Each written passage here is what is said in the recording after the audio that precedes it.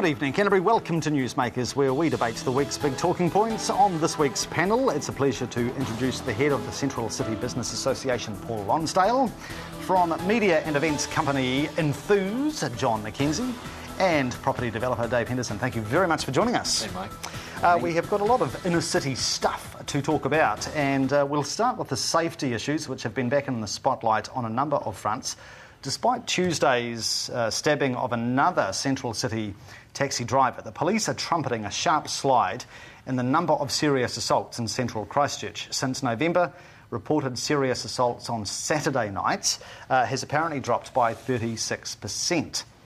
Do you think we are slowly turning this wheel around? Are the streets feeling safer downtown? Dave?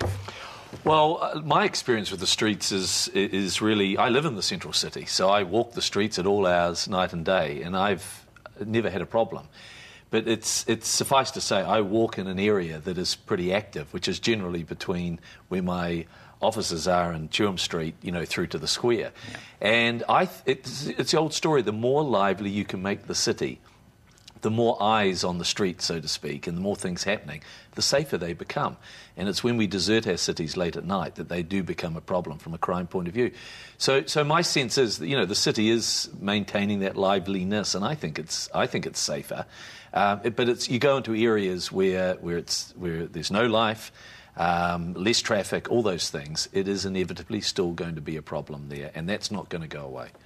Obviously, we've had the deployment of Safe City officers, the crime cameras, the one-way door policy. Do you believe we are reaping results from that? There's no question about it. Yeah. All those things actually make a difference. And as Dave just said, the more people on the street, the busier it becomes, the safer it is. But also Christchurch actually suffers from a perception that it isn't safe. And some of that is media hype. Obviously, they pick on assaults and highlight them, so they become highlighted to our public. And it is changing that perception. So obviously with all these initiatives that have come into place in the last 6 months, the police have actually raised their standards. What they're doing has been, putting a lot more people on the street, a lot more beat police, and targeting the problem. The crime cameras sort of highlighting the issues, and they can sort them out, find out where they come from, and I think that's actually made a big difference. So it's changing the perception of the safety is the hardest part. And I think these results are positive from that respect. We've got to also remember that Christchurch is the largest city to have World Health Organisation safe city status. Mm. To the average Joe Blow, though, what does that mean? Yeah, sure. Well, there's things in those that having that status they have to achieve to actually get that status. And we tick a number of those boxes, obviously tick all the boxes in the right place. Mm. And I think that's important. It doesn't necessarily mean that you're not going to get attacked in the city, but that could be the case in any city. For sure. Inspector Derek Erasmus, who is the Central City Police Chief, said on News Talk ZB this week that he believes it is inherently safe to now walk home alone from town at night. If you live in suburbia, you've been on the tips, walk home at night, no need to take a taxi anymore. We are happy, joy. It's where home is. Like for me in Redcliffe, so I'm not going to walk home from Redcliffe from the centre of the city, but it's also where home is. I mean, if you are walking, like Dave lives in the central city, wicked, fine. I think it's probably quite safe. I would not recommend walking home from the city at 1 o'clock in the morning if you're living in St Albans, or even if you're living out Mirrorvale Way. Even there, I had this discussion recently.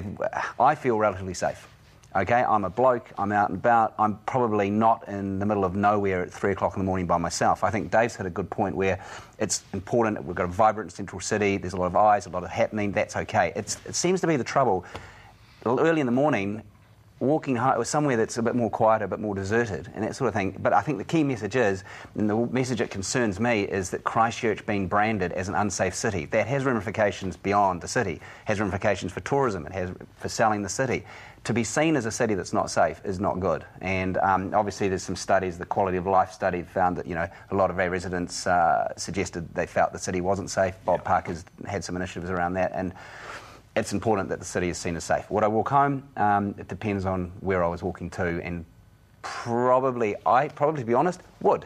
because I wouldn't stop to think about it. If it was a 17-year-old daughter of yours? Absolutely not. Sure. No. Yeah. The crime cameras, it's interesting because on TV3, 60 Minutes this week, the crime cameras were very much under the microscope, and we had, dear old Nikki Hager saying, oh, this is the creepy society unfolding. And I wonder if perhaps a lot of people do question whether the rise of electronic eyes, particularly around the central city, is actually savoury. Do you find it creepy, Dave? Oh, no, I find it abhorrent.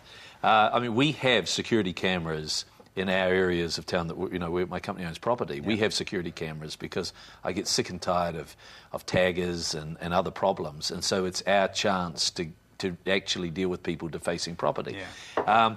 But, when you have it in a circumstance where the state is controlling it, it is widely open to abuse. And one thing about New Zealand society is we do not have enough checks and balances in regards to the potential abuse of powers by the state.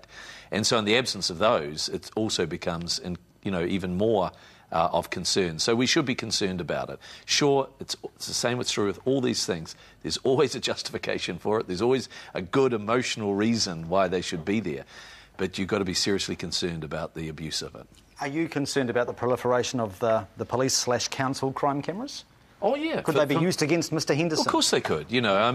Someone might be, tracking my activities, Not that there's anything wrong with my activities, but they've got no right to track them, It's the old story is that if people are committing acts of crime, they deserve to be dealt with. But that's all we're concerned about here is real crimes against property and people. There is a degree of concern about the rise of Big Brother. Would you accept that? Would many people agree with Dave, do you think, Paul? Oh, I think it's certainly an element in society that would totally agree with it, and I don't disagree with it either. The other side, the flip side of the coin, is that where you have a situation where someone makes a statement against someone else and they can track that person's movements and find out they were incorrect, it could lead to someone being wrongfully accused and sentenced on something they didn't do. Sure. So there are pros and obviously cons to the whole thing. And I think you're right, actually, it needs to be managed. All right. Quick comment, John? Well, do they shift crime? Do they just shift where crime is happening? Disperse it elsewhere. Yep, I think that's one key thing. You can debate they're an eyesore, or you can debate whether they're actually a more safety. And do they give you a false sense of security?